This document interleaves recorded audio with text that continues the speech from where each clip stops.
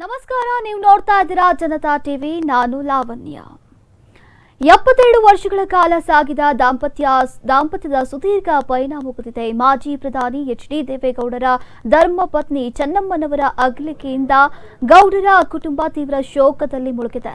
ಈ ದುಃಖದ ಸಂದರ್ಭದಲ್ಲಿ ಸಾಂತ್ವನ ಹೇಳಿ ತಮ್ಮ ಕುಟುಂಬದ ಪರವಾಗಿ ನಿಂತಹ ಪ್ರತಿಯೊಬ್ಬರಿಗೂ ಮಾಜಿ ಪ್ರಧಾನಿ ದೇವೇಗೌಡರು ಕಣ್ಣೀರಿನ ಕೃತಜ್ಞತೆಯನ್ನು ಸಲ್ಲಿಸಿದ್ದಾರೆ. ಚೆನ್ನಮ್ಮನವರ ಅಗಲಿಕೆಯ ಕುರಿತು ದೇವೇಗೌಡರು ಭಾವುಕವಾದಂತಹ ಪತ್ರವನ್ನ ಬರೆದಿದ್ದಾರೆ. ಜುಲೈ 18ರ ಶನಿವಾರದಂದು ಎಚ್.ಡಿ. ದೇವೇಗೌಡರ ಧರ್ಮಪತ್ನಿ ಚೆನ್ನಮ್ಮನವರು ಶಿವೈಕ್ಯರಾದರು. ಮನೆಗೆ ಬೆಳಕಾಗಿದ್ದಂತಹ ನಂದಾದೀಪ ನಂದಿ ಹೋದಂತಹ ಈ ಕಷ್ಟದ ಗಳಿಗೆಯಲ್ಲಿ ತಮಗೆ ಹಾಗೂ ತಮ್ಮ ಕುಟುಂಬಕ್ಕೆ ಧೈರ್ಯವನ್ನ ತುಂಬಿದಂತಹ ಪ್ರತಿಯೊಬ್ಬರಿಗೂ ದೇವೇಗೌಡರು ಕೈಜೋಡಿಸಿ ಪ್ರಣಾಮವನ್ನ ಸಲ್ಲಿಸಿದ್ದಾರೆ.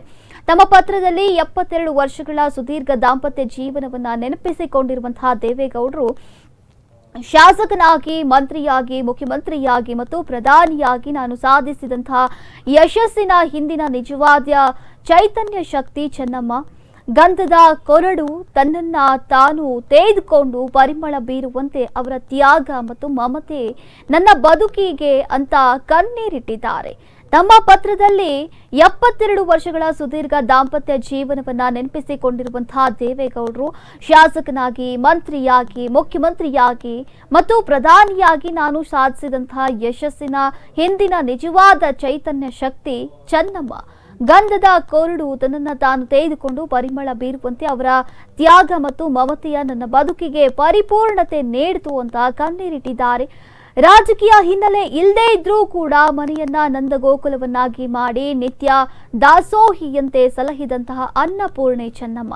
ಮಾಜಿ ಪ್ರಧಾನಿಯ ಮಡದಿಯಾಗಿದ್ರೂ ಕೂಡ ಕೊನೆಯ ಕ್ಷಣದವರೆಗೂ ಸಾತ್ವಿಕ ಹಾಗೂ ಸಾಮಾನ್ಯ ನಾರಿಯಾಗಿಯೇ ಬದುಕಿದ್ರು. ತಮ್ಮ ವಾತ್ಸಲ್ಯಕ್ಕೆ ರಾಜಕೀಯ ಸೋಂಕು ತಗುಲದಂತೆ ನೋಡಿಕೊಂಡಿದ್ರು ಅಂತ ಗೌಡ್ರು ಸ್ಮರಿಸಿದ್ದಾರೆ. ಹಾಸನದ ಮಾವಿನಕೆರೆ ಶ್ರೀ ರಂಗನಾಥ ಸ್ವಾಮಿ ಪಾದದ ಬುಡದಲ್ಲಿ ಚೆನ್ನಮ್ಮನವರು ಚಿರನಿದ್ರೆಗೆ ಜಾರಿರುವವರೆಗೂ ಕೂಡ ರಾಜ್ಯದ ಜನತೆ ತೋರಿದ ಪ್ರೀತಿ ಮತ್ತು ಗೌರವಕ್ಕೆ ತಾವು ಮೂಕ ವಿಸ್ಮಿತರಾಗಿರುವುದಾಗಿ ಹೇಳಿದ್ದಾರೆ.